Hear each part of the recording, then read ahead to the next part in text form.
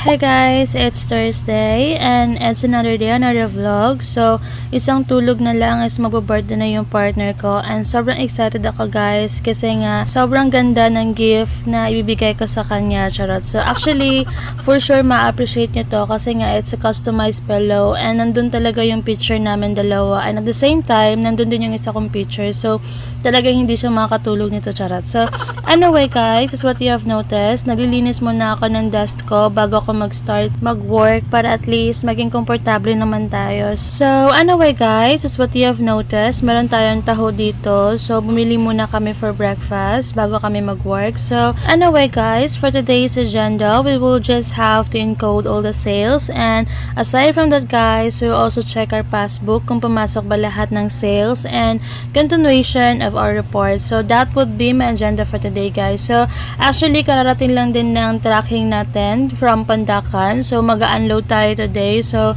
obviously, magiging busy tayo today. So, anyway guys, dyan lang muna kayo at mag-work lang din muna ako.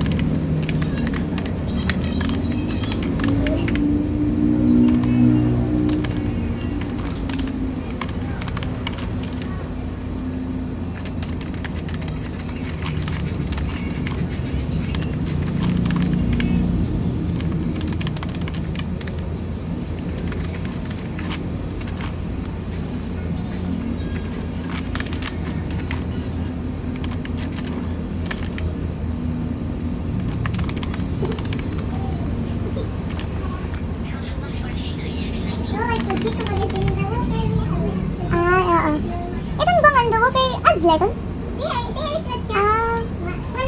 Kaya ko kasi nakikita sa mga ito mga pag nag-ads. Oro, sa ads la. Sa'yo ko sa ads na rin siya. Ito nga may score, ganda na. O siya daw, kaya ba ano nga rin niya?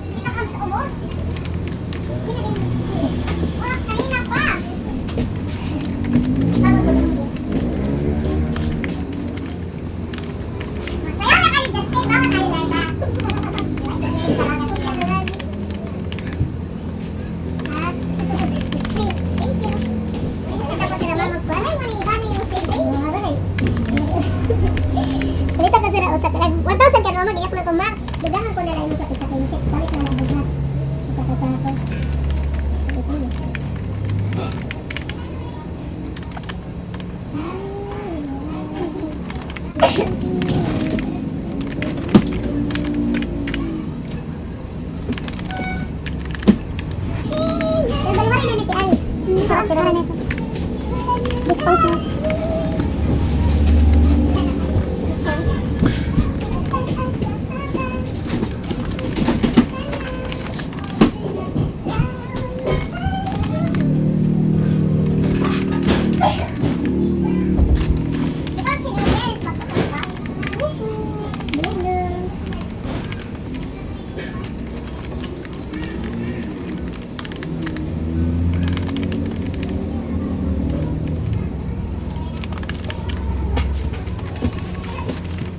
So, anyway guys, after work, my partner and I decided na magpahangin sa Coastal Road. So, after work, pumili lang din kami ng merienda and then dumiretso na din kami sa Coastal. So, actually, it's been a long time since nagpahangin kami doon. So, obviously, kailangan lang din namin talaga na mag-take a break. So, anyway guys, as what you have noticed, andito na kami sa favorite spot namin. So, bumili muna kami guys na merienda naman. Then, after that is naglakad na kami papuntang Gency. So, sobrang lapit lang din naman talaga ng Gency dito sa favorite spot namin. So, after naman bumili ng merienda guys, is dumiretso na din kami sa Coastal para magpahangin. So, anyway guys, dyan lang muna kayo and magpapahangin lang din muna kami.